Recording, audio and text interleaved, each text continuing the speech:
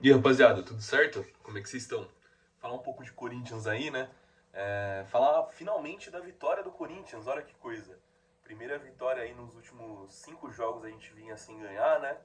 E voltou a ganhar fora de casa. Ganhou do Ceará, fora de casa, num jogo truncado, amarrado, difícil, mas finalmente aí voltamos a vencer. E vamos falar um pouco desse jogo, como é que foi, vamos falar um pouco de destaques individuais. Destaques negativos, a gente tem alguns, mas eu acho que não vale nem muito a pena a gente entrar nessa seara nesse momento. E vamos falar de uma coletiva boa do Dorival Júnior. Eu achei que ele foi muito bem na coletiva ontem, explicou algumas coisas importantes sobre o futuro do Corinthians, sob o comando dele e afins. E eu acho que vale a pena a gente conversar um pouco mais sobre isso, tá bom? Bom, vamos falar então do jogo de ontem. Corinthians ele teve um jogo muito truncado contra o Ceará, um jogo que foi feio assim de se ver mesmo. Mas ainda assim eu achei que foi um jogo tranquilo, um jogo maduro por parte do Corinthians. Eu assistindo o jogo, em momento nenhum eu tinha aquela sensação de que o Corinthians a qualquer momento poderia tomar um gol. A gente via o Corinthians muito inseguro defensivamente nos últimos jogos. A gente tinha aquela sensação de qualquer bola ali na entrada da área poderia gerar uma sensação de perigo, mas ontem em específico eu tinha uma segurança muito grande. Eu acho que o Kaká e o André Ramalho eles passaram uma segurança muito grande com relação ao jogo do Corinthians. Fizeram um jogo seguro, um jogo sem muitos erros, e eu até gostaria aqui de destacar eles individualmente, né, já entrando um pouco mais no campo individual. Tô aqui com os dados do SofaScore para a gente poder debater. Eu achei interessante que 3 nomes do setor defensivo do Corinthians eles se destacaram positivamente em vários âmbitos, né? O André Ramalho, por exemplo, ele ganhou 3 de 4 duelos no chão e os 2 duelos pelo alto que ele entrou, ele ganhou também. Ele acertou 90% dos passes que ele tentou, e isso que eu achei mais interessante, né? Ele ajudou muito o Corinthians a poder sair da pressão do Ceará, a poder sair jogando e até mesmo na hora de organizar, né? O Corinthians ele sofre muito nessa transição da bola entre os zagueiros até chegar no 10, que é o Garro, ou então até chegar nos atacantes. Então eu acho que o Ramalho ele foi importante para isso, né? E aí por que eu falo disso? Porque ontem o Ramalho ele acertou 7 passes longos, né? Ele tentou 13, acertou 7. Então, interessante ver como que o Ramalho ele também ajuda o Corinthians nessa, né? Às vezes uma fatiada lá de trás, uma bola que ele tenta esticar para o atacante poder correr, disputar, é importante para poder fazer com que o Corinthians tenha esse desafogo. Eu particularmente acho o Ramalho um zagueiro um pouco soft, por assim dizer, né? Um zagueiro que não tem tanta pegada. Eu acho que ele falha muito na hora de chegar, principalmente num pivô. Um jogador um pouco mais rápido que consiga correr nas costas dele. A minha impressão é que o Ramalho ele não é bom nem marcando um pivô forte e nem marcando um atacante rápido, sabe? Precisa ser um atacante muito mais parecido com o Ramalho, que não tem tanta força física, mas ao mesmo tempo ele não tem tanta velocidade para poder sair na explosão nas costas dele. Mas num jogo como ontem, por exemplo, que o Corinthians inspirou um pouco mais o Ceará para poder decidir o que ia fazer e tal, ele até que conseguiu ir bem e junto com o Kaká fez uma boa partida. E falando de Kaká, queria destacar aqui também que o Kaká ontem ele ganhou 3 duelos pelo chão dos 4 que ele tentou e 3 duelos pelo alto dos 5 que ele tentou. Ele também acertou 90% dos passes, deu 5 passes longos certos, né? Interessante também falar dos cortes, né, dos zagueiros. O Kaká ele teve 3 cortes e o Ramalho teve 5. E eu acho que isso foi o que passou mais a sensação de segurança pela zaga de ontem.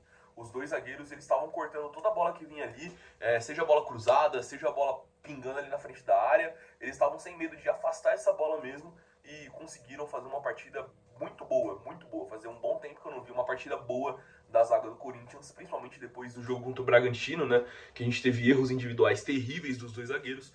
Agora o Ramalho voltando ao time titular junto com o Kaká fez uma partida boa. Vamos ver como é que vão sair no sábado. A gente não sabe se no sábado contra o São Paulo o Gustavo Henrique volta como titular ou se vai ser o Ramalho que vai ser o escolhido, né, para poder começar como titular. O Gustavo Henrique ontem foi poupado por controle de carga, não foi nem relacionado para o jogo contra o Ceará.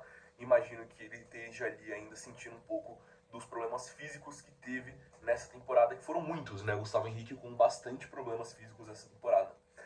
Seguindo na linha de defesa, e para mim, e até pro SofaScore também, o que foi o melhor jogador em campo, Matheus Bidu. Bidu fez um grande jogo ontem, mais um. até debatendo com o Dan do Twitter, um grande abraço pro Dan que tá sempre aí na audiência, ele comentou que acha que o Bidu merece a renovação, né? O Bidu tem um contrato até o final do ano com o Corinthians, ainda não foi feita um acordo oficial, né? A renovação ainda não está acordada, apesar de ter ficado muito próximo com a gestão Augusto Melo. O Bidu, ele teve ontem 5 duelos pelo chão e ganhou 5. Ele entrou em 3 duelos pelo alto e ganhou 2. E ainda assim ele acertou 80% dos passes e teve mais de 80 ações com a bola. Então o Bidu ele foi muito participativo na criação das jogadas e também foi muito bem defensivamente. Eu achei um bom jogo do Bidu, mais um, e pra mim é o principal ponto que me faz ter dúvidas com relação ao Bidu. Eu acho ele defensivamente ruim. Eu não gosto muito da postura do Bidu defensivamente. Eu acho que ele é um cara que toma a bola nas costas com uma facilidade muito grande e não tem a explosão para poder recuperar essas bolas nas costas quando ele toma, né? E eu acho que ele é esse cara que ele fica ali no meio termo, tipo, não dá para poder colocar ele como ponta porque ele não tem a explosão, mas como ala ele precisa jogar com 3 zagueiros e como lateral ele fica exposto defensivamente. Mas, pelo menos nessas últimas partidas aí com o Dorival, no recorte geral, Dorival e Bidu, ele tem ido bem. Então eu acho que o Bidu ele tem crescido de produção. Se mantiver esse crescimento, eu imagino que o ideal é renovar com ele sim. Por enquanto eu ainda esperaria. Eu acho que a diretoria, inclusive, do Corinthians está esperando para poder tomar uma decisão, né? A gente tem as informações que as conversas pela renovação elas ficaram paralisadas durante um tempo, principalmente depois da saída do Augusto Melo do poder, né? Então agora a gente precisa ver qual vai ser a decisão da diretoria do Corinthians com relação ao Bidu. Por enquanto, a minha decisão, se eu tivesse a caneta, seria esperar mais um pouco, esperar pelo menos mais 2 meses para poder ver se o Bidu continua nessa crescente, se ele continuar sendo um lateral seguro, sendo uma opção viável ali, eu acho que seria interessante renovar com ele, dependendo do valor. O Bidu é um jogador que oscila bastante, principalmente fisicamente, né? Parece que o Bidu, ele toda temporada volta um pouco abaixo fisicamente, demora para poder pegar no tranco, mas quando ele pega no tranco, quando ele tem ali uma sequência de jogos boa, ele realmente é muito importante, porque ele é um lateral muito técnico e que ajuda muito o Corinthians a sair jogando, na criação de jogadas, ele é um cara frio ali para poder sair sob pressão. Eu acho isso muito importante, você ter um lateral como esse no elenco. Tomara que o Bidu continue crescendo de produção, tomara que ele renove com o Corinthians merecidamente, né? E que o Corinthians consiga ter aí um lateral para poder contar na próxima temporada também. Por fim, um último destaque que eu queria trazer aqui com relação às estatísticas é o estreante da noite como titular, né? Guinegão teve a sua primeira partida como titular pelo Corinthians e no profissional, né? E eu achei que foi uma boa partida. Eu vi muita gente criticando a partida dele, dizendo que é mais uma enganação da base do Corinthians, mais um jogador que cria um movimento em torno dele e que não é nada demais.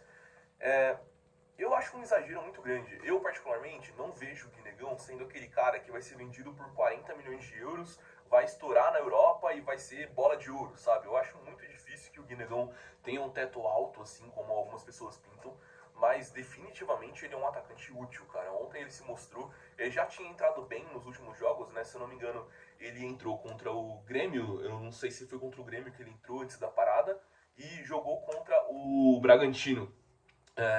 E eu achei o jogo dele contra o Bragantino, né? Quando ele entrou.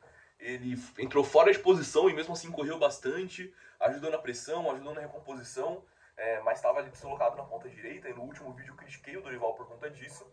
E ontem ele entrou como titular e jogou os 90 minutos.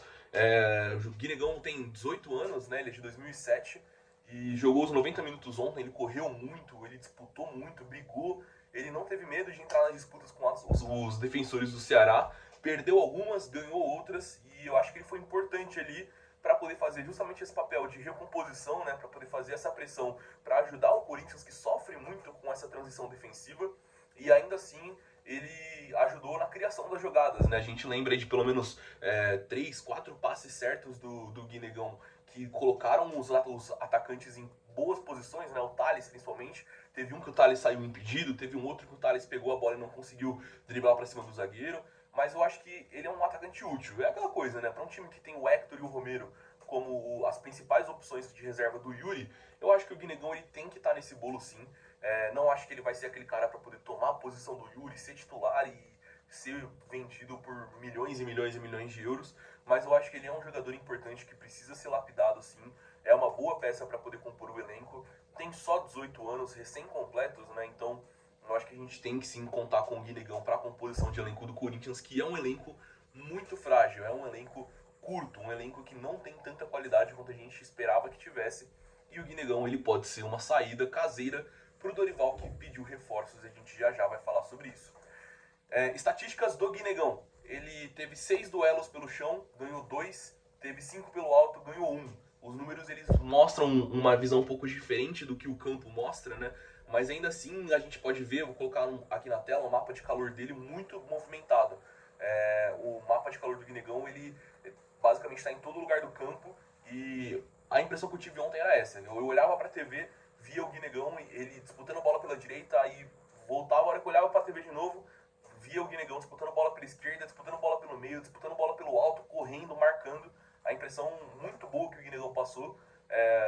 E eu repito, né? Não acho que a gente tem que esperar que todo jogador que saia da base do Corinthians seja um gênio, mas a base também serve para poder formar jogadores nota 6, nota 7, e esses jogadores são muito mais baratos do que pagar 450 mil reais por mês para um Hector Hernandes da vida. Então é isso. Gostei da estreia do Guinegão, gostei do jogo do Matheus Bidu, gostei muito do jogo da dupla de zaga. Esses são meus principais destaques com relação ao jogo de ontem. Jogo que eu até citei no Twitter, né? Falei que foi um jogo maduro do Corinthians. Eu achei um jogo seguro, um jogo maduro, e o Corinthians soube sofrer. Na minha visão é isso, o Corinthians soube sofrer. E num jogo com muitos desfalques, né? Tava sem a dupla titular de ataque, tava sem o reserva da dupla titular de ataque. Perdeu o Maicon, que entrou 12 minutos e saiu lesionado também, que é uma peça importante na rotação do elenco. Então, interessante aí como que o Corinthians conseguiu se portar no jogo de ontem, mesmo com muitos desfalques, muitas peças importantes para a rotação do elenco fora do jogo de ontem. Agora o Corinthians volta para poder jogar contra o São Paulo no sábado. Sábado, 9h30 da noite, vai jogar contra o São Paulo lá no Morumbi. São Paulo deve vir sem Lucas, sem Caleri. Não sei como que tá a situação do Oscar, mas eu imagino que ele vá ser titular contra o Corinthians. O desfalque do Lucas ainda era uma dúvida, mas aparentemente se confirmou ontem, né? A ESPN deu informação que o Lucas não vai poder jogar contra o Corinthians, e para mim isso é muito positivo. O Lucas sempre é uma peça muito importante para o São Paulo, muito perigosa, oferece muito perigo para o Corinthians, e ele não jogar é positivo. Então acho que, até mesmo pensando na movimentação, pensando que a nossa zaga ela é um pouco mais lenta do que as outras zagas do Brasil, eu acho que é interessante a gente não ter o Lucas aí para poder infernizar os zagueiros do Corinthians. Você fala, Pedro, você tá confiante?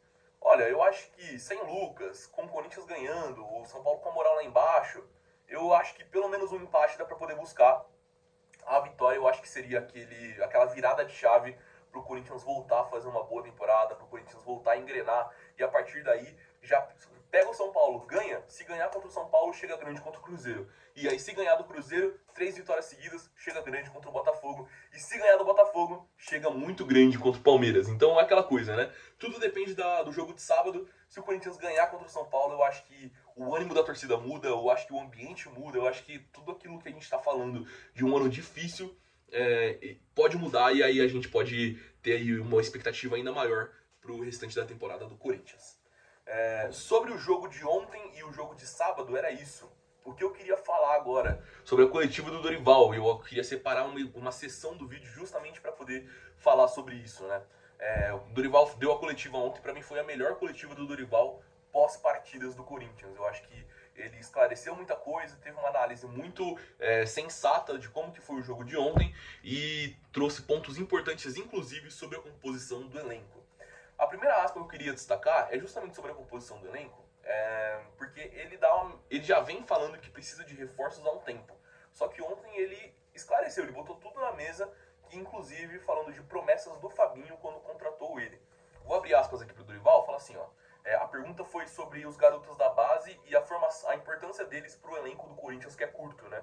E aí a aspa do Dorival é a seguinte: é importante posicionar o torcedor. Quando eu fiz um acerto com a diretoria do Corinthians, em especial com o Fabinho, ali definimos que precisaríamos de pelo menos 4 jogadores para dar continuidade ao trabalho. Nós temos que passar ao nosso torcedor a certeza daquilo que vai acontecer. E eu espero que, em cima disso, nós tenhamos a possibilidade de buscar a manutenção do trabalho com esses jovens. Essa aspa eu acho importante porque mostra que o Dorival ele tem realmente esse desejo de ter os reforços, né? Ele não vê o elenco do Corinthians fechado pro restante da temporada, E a gente já tem até informações de quais são essas posições, né? O Pedro Ramiro, ele trouxe na live de hoje dele no YouTube, falando sobre quais posições que o Dorival vê como necessárias para poder reforçar o Corinthians. Ele fala que o Dorival pensa na contratação de um lateral direito, de um zagueiro, e aí de um volante ou de um meio-campista, e um ponta para poder dar velocidade e amplitude para o time.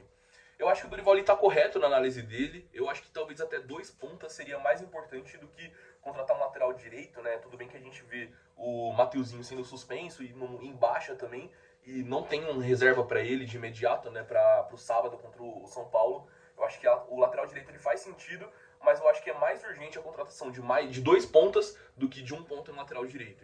Eu focaria os meus esforços em trazer 2 pontas. Ou então você vê ali, você deixa de trazer esse volante, né? No caso você não vá vender o Bidon, mas eu imagino que seja necessário vender o Bidon para bater as metas do ano, e aí por conta disso você precisa trazer um novo volante ou um meio campista, né? Então eu acho que se for para você poder escolher entre trazer um zagueiro, um volante, um ponta ou um lateral direito, eu acho que eu traria um zagueiro, um volante e 2 pontas. Mas se você trouxer um de cada, também tá bom. Eu acho que compõe muito bem o elenco do Corinthians pro restante da temporada.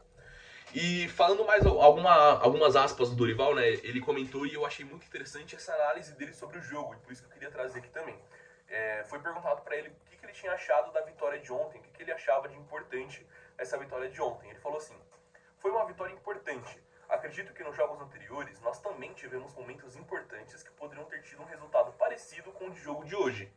Esse resultado premia o trabalho que a garotada vem fazendo, fundamental num momento como esse. Mas é apenas um bom resultado, nada além disso. Nossa classificação é muito aquém do que queremos. E, pra mim, isso mostra a ambição do Dorival com o Corinthians. Eu acho que ele vê realmente o Corinthians como um time de Libertadores, né? Um time que vai estar brigando ali na parte de cima da tabela, vai estar disputando ali as posições para poder pegar uma classificação direta para Libertadores. E mostra também que ele tem a consciência de que não é uma vitória que vai tirar essa pressão dele, né? Essa semana no Twitter eu postei uma coluna que fala justamente sobre essa questão, de como que o mês de julho era perigoso pro trabalho do Dorival. A gente já via muitas pessoas falando de demissão do Dorival, né? Então eu achava precipitado, mas ainda assim é importante a gente ter essa noção de que o Dorival sabia da pressão, sabia da importância da vitória de ontem, mas mesmo assim disse, ó, é só uma vitória, a gente está construindo um trabalho e o Corinthians merece estar no topo da tabela, né? Então a gente vê o Dorival numa coletiva muito consciente, num jogo muito consciente do Corinthians, e a gente espera que esse trabalho continue com essa consciência pro resto da temporada, né? Então, eu acho que o Dorival ele tem muitos erros sim, mas ele é o melhor nome, e eu acho que a partir de agora que a gente já firmou esse contrato com ele, a gente tem que seguir com ele até o final, dar tempo ao tempo e ver o que ele consegue tirar desse elenco. No geral era isso, rapaziada. Vitória muito, muito, muito, muito importante do Corinthians ontem. Muda o ânimo do clube, né? Eu acho que agora a gente vai com o peito um pouco mais estufado, ainda mais com o São Paulo embaixo para poder enfrentar eles. E agora volto no pós-jogo do Majestoso durante o final de semana. Não sei se volto no sábado, logo após o jogo, ou no domingo, ali no horário do almoço, mais ou menos, no mesmo horário que eu tô postando esse vídeo agora, tá bom? Mas é isso, uma boa semana para todo mundo. Peço para vocês seguirem nas nossas redes sociais, tudo no Instagram, no Twitter, no TikTok, tudo com Fiel Imprensa. Então, colocando nosso nome lá já aparece, conto com o apoio de vocês. Deixa um like, um comentário, isso ajuda demais na divulgação dos vídeos do canal. E compartilha isso para mais corintianos, pra gente poder ter esse debate legal sobre Corinthians, tá bom? Forte abraço para todo mundo, boa semana, tchau, tchau.